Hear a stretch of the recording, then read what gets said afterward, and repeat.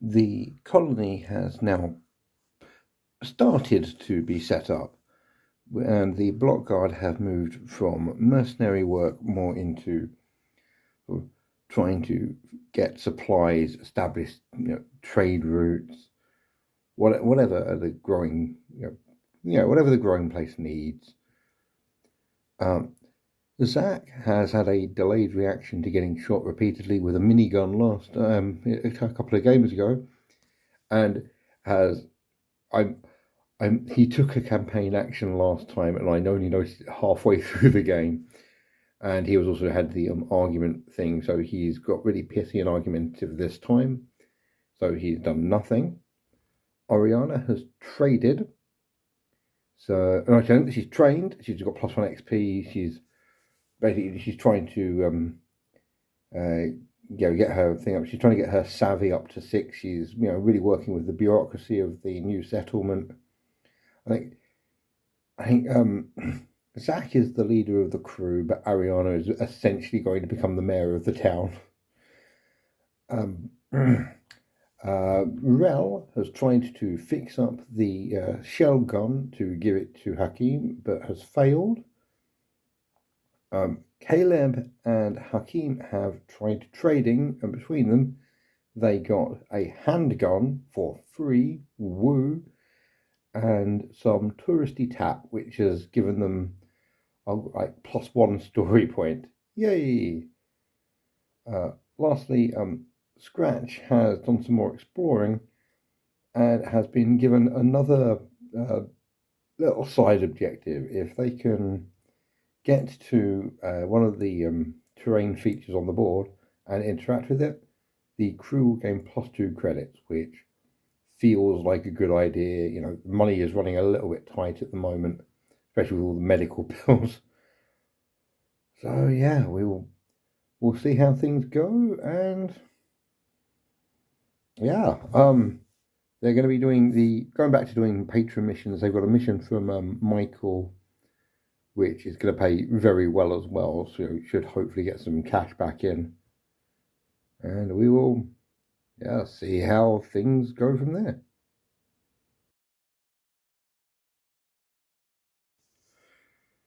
So here we are at the outskirts of New Harbou. The block guard are on their way back from a supply run for Michael, who is paying them for some, basically just like the start of a road from New Harbou back to civilization has started. They're a ex-megacity block, so a lot of them have vehicles anyway, so they've been driving quite a bit. The problem they've got is, like I say, the actual mission was incredibly easy. They're on their way back, but they are being attacked by Skullcum brigands who are trying to get their stuff. There's a lot of them. It's not going to be particularly easy. All the block guard need to do, this is called a move through mission. I just have to get one of my models off the opposite table edge. Really get through the firefight. And if I can drive them off, of course, that's much better, mainly because, well, one of the benefits of brigands is that's an additional battlefield find if I can hold the field. Michael gives me another battlefield find, so that would be 3 battlefield finds, which would be real useful. But yeah, I've got to get through the either go through the trees or through the cars in the middle, and I've just got to get to them basically. The extra objective Scratch got is this shed here. This is old Pete the farmer. He's trying to set up a farm just outside city limits. He's a little bit crotchety, so yeah, he's not got to cover where everyone else is. And there's also a person of interest in that tent over there who didn't manage to evacuate in time. If I can get to Farmer Pete That's 2 credits, and it's another story point if I can get to the tent before I get off the board. But yeah, time to see if I can keep myself safe from bandits. And I get my seize the initiative roll. I fail that. Oh dear. So it's time for an ordinary initiative roll.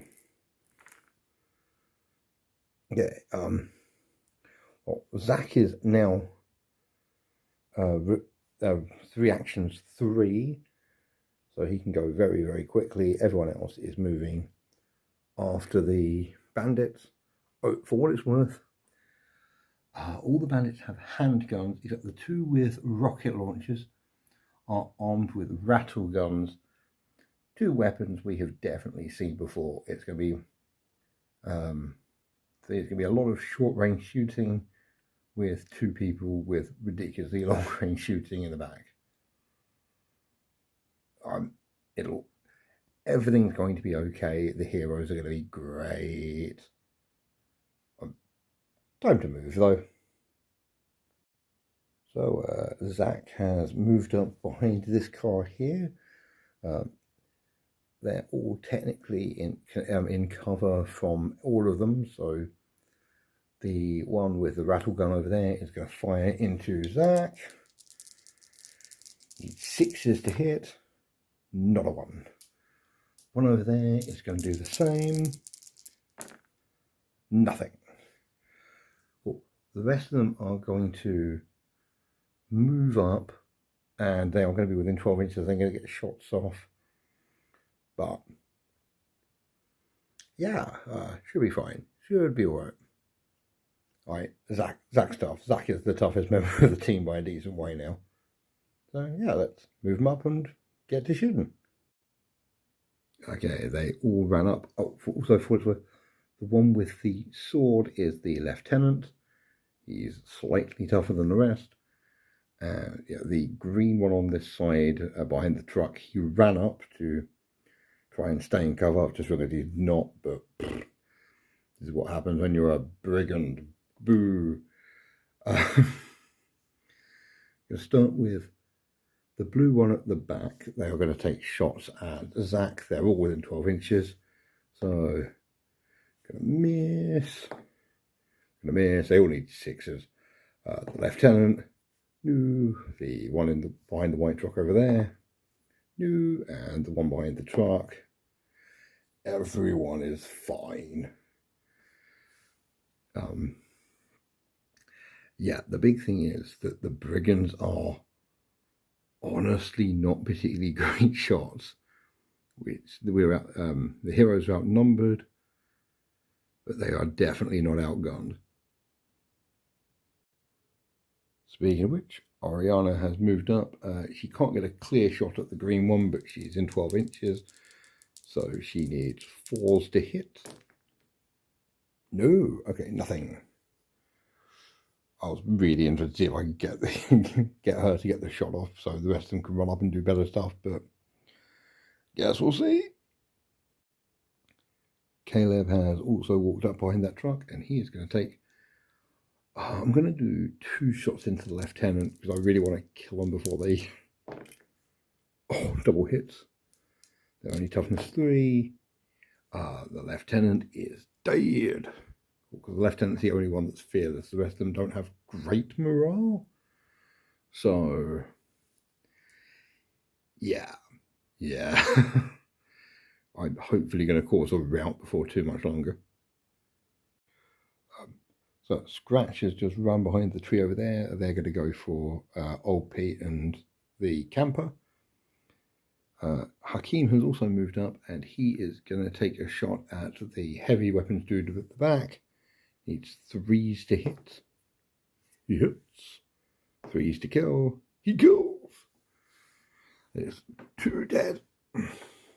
So that is very, very good for the heroes. That should be a fair number actually running off now, which if I can get rid of the other rattle gun, that will be amazing, basically. Just got to move up with Rel. So Ral has moved up there and has a completely unobstructed line to the green one behind the yellow truck. So he is going to take that shot. He needs 3s. Okay, he needs 2s to kill because shotgun's a damage 1. Yeah, okay, that is 3 dead bandits before anything else. Okay, if I can get a thing, I can get a few decent runoffs. Their panic rating is 1 or 2, so this could be a quick rout. No, they are staying. Okay, everyone's staying on the field as we go into a turn 2. So the team has moved up.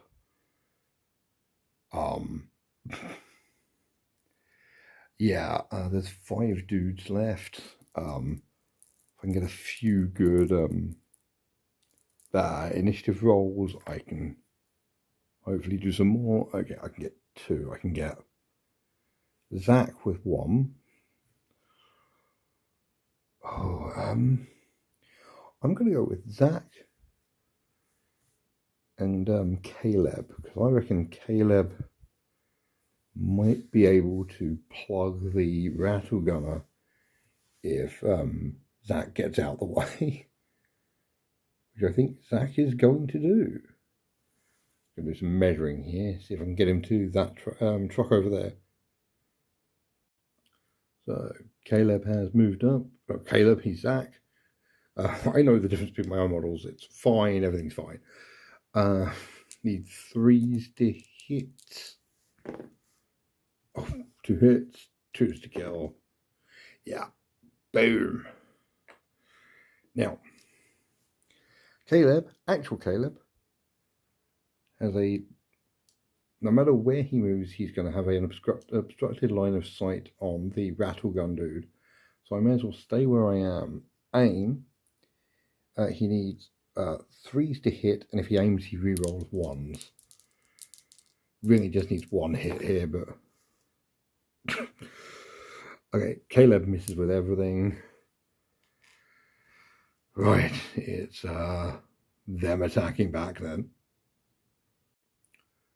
So cautious enemies will stand and aim if they can. So the yellow one is going to activate first. It's going to shoot at Zach. The 6s, re-rolling 1s. He misses. What I'm going to do is I'm going to move him around there just so he stays in cover. And misses. This guy is just out of 12 inches. So he is going to move behind the car. And misses. Rattle gun dude is going to stay where he is. And he's going to return fire into Caleb, who needs 6s to hit. Rerolls 1s because he aimed. No. Okay, the rest of the team can move up and we'll probably finish off the... This might be a very short game. Like, we're at the point now where the combat's high enough, my combat skill's high enough that I can make a decent amount of shots. So yeah, that's very nice after the way we started this with absolutely no combat whatsoever. Scratch has continued legging it in that direction, trying to get the camp before the end of the game. I believe this one I can get if the game ends. The other one, the person of interest, I believe I can't. I will check that afterwards. It may be a case of, you know, I won't get the payment for checking up on him or the story point. But either way, Scratch is going to run in this direction anyway. Rel has moved up and is going to shoot at the yellow one.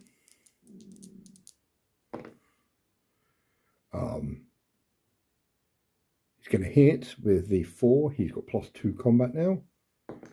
And yeah, he kills the yellow one. Oof, he used to be the crap one. There's been another 3 kills this turn. Yeah, this is some brutal stuff. While I'm here, Hakeem is going to aim at the rattle gun dude. He needs 3s to hit, re-rolling 1s. He hits, 3s to kill. Yep, the rattle gun dude is dead. And yeah, I'm just going to move Oriana up and I guess take another shot. So Oriana has moved up and is going to take a shot at the blue one behind the red car. And gonna miss. Well, that was certainly something. That is 3 more casualties this round. So 3 more dice on a 1 or 2, one of them flees. I kind of want this to last 1 more round to see if I can... I don't know whether Farmer Pete counts if I run. If they run, so... Oh, there you go. Good news. The green one has officially fled. And I am just going to check the rolls and get back to you.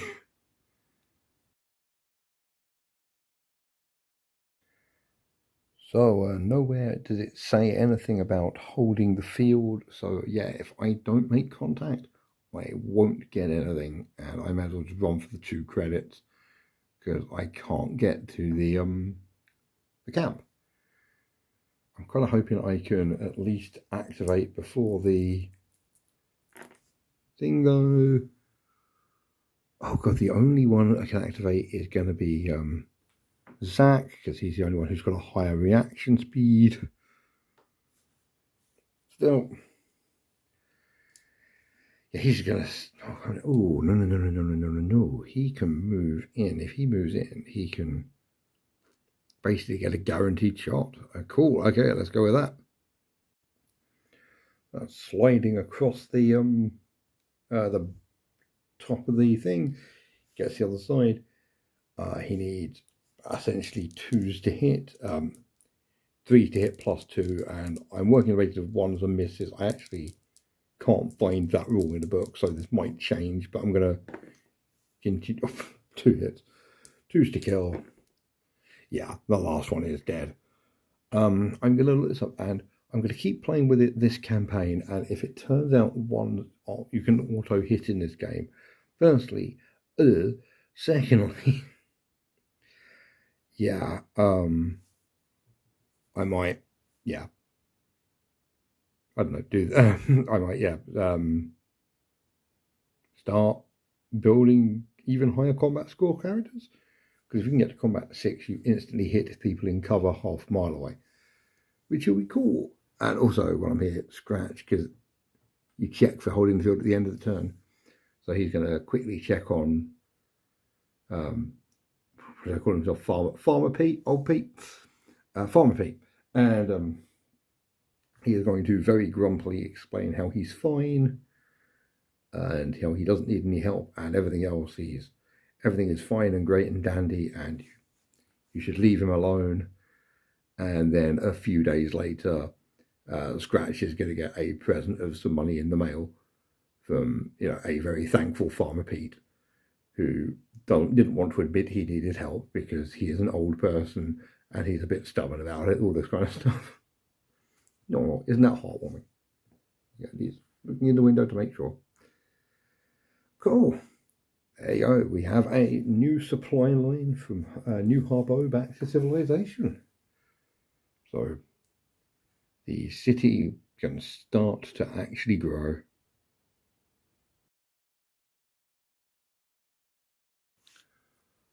So when all said and done, the crew has managed to get 11 credits out of this fight. 9 from Michael himself, and 2 from checking on old Pete. They also got some damaged gear. They've got a laser sight, and I've got to keep checking this one up. The cyber augmented nano goo, which if they can repair will add a bonus to hit to one of the guns, which is, it would have been more useful earlier on, but meh. They've also got just a whole bunch of stuff. They got right, it's just a massive pile. So they got 2 credits worth of Starship parts. They've got another quest rumor. I've got a feeling another quest is going to be starting fairly soon. And they have got themselves a locket, which if they have to move to another planet, there's a chance they can trade for, I believe, another story point, which they might need. Everyone's got a ton of XP. Hakeem got 4, everyone else got 3. I've given Scratch person of the match because they, helped old Farmer Pete. So he's got an extra 3 XP. And so Oriana and Rel have upped their savvy. So Rel is on 2, Oriana is on 3. Scratch has upped their movement. Scratch can now move 7 inches without having to run, which is pretty good. It's real good. Yeah. So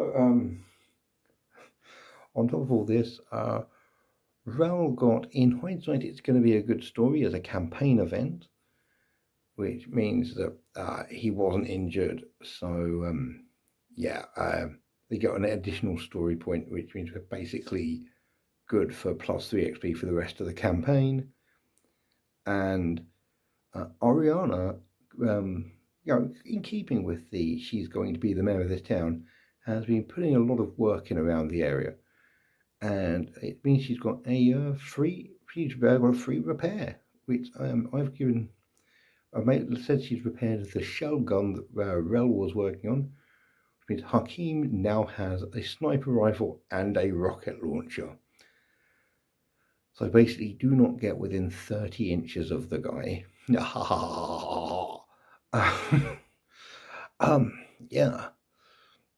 We're at 8. So this is mission 8, so we've got 12 missions left to go in this. I say it's gone much.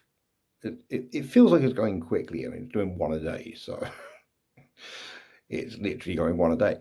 But yeah, I'm cannot wait to see where this is going to go. I think we can get 1 more quest in. Going to get hopefully a few good missions. I know it sounds stupid, but I'm kind of hoping at one point I lose a fight, because currently it's feeling a bit easy, and it's only going to get easier the more we get combats. But yeah, we'll see how it goes. When we get to the doing 100 missions, everyone's going to be an absolute god with a whole bunch of extra XP by the end of it. So yeah, let's see where all this goes. And if you'd like to see where it goes, do not hesitate to subscribe. Comment to give me other ideas for things. Caleb's going to be a farmer, and Ariana's going to be the mayor. I guess Scratch is going to be some kind of either a merchant or a messenger. What do you reckon everyone else is going to be doing in this new civilization? Let me know in the comments below, and I'll see you next time. Thanks for watching.